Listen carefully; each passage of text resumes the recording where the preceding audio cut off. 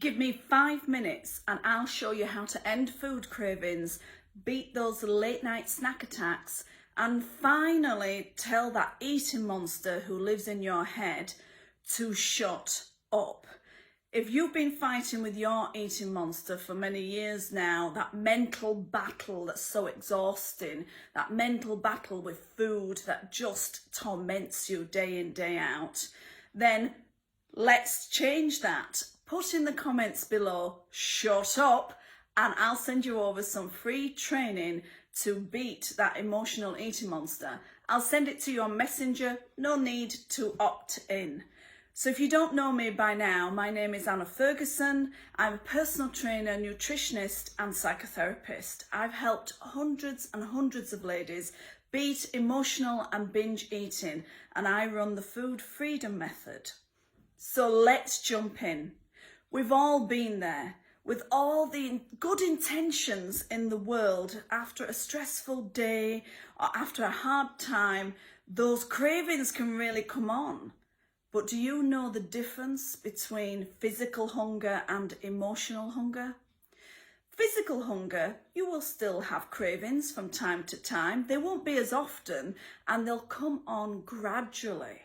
Whereas emotional hunger, when the eating monster strikes, it's quick, it's vicious, and it needs to be satisfied immediately. And that's when the fight begins. So what do we do?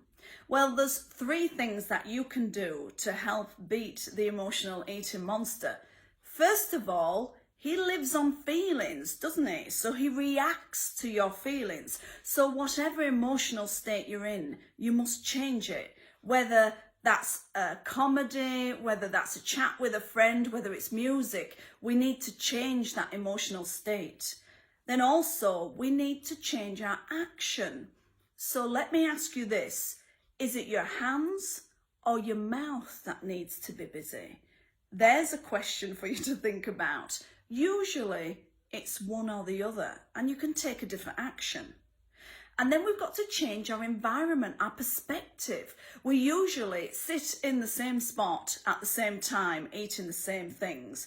We're creatures of habit, aren't we? So move seats, move rooms, change how the brain sees that environment, and you'll find the cravings beginning to disappear.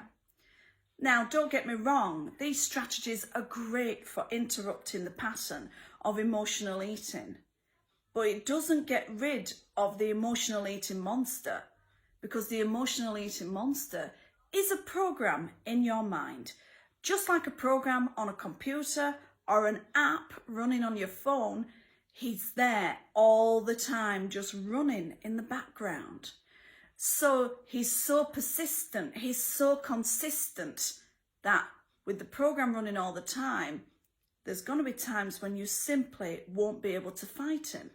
So what do we do? Well, we've got to remove the program from the mind. When we do that, the behaviour simply disappears. So I'll give you an example of that. One of my ladies, Nikki, used to commute to and from work, and it was quite a long commute. And the problem she had was she would eat in the car the whole way. Even if she didn't have a stash of food in the car, she would go and find some and eat it in the car going home.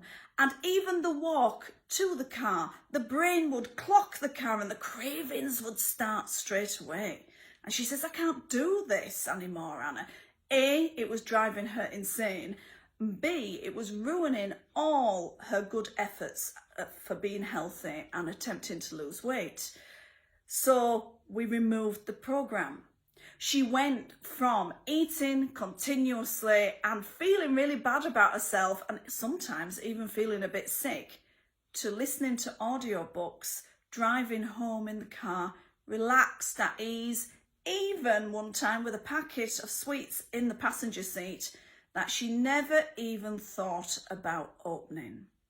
Now, if you're ready to tell your eating monster to shut up and do one, then just post shut up in the comments below and I'll send you the free training over to you in Messenger. I hope you're very well. I hope it really helps you. Let me know how you get on. I'll speak to you soon.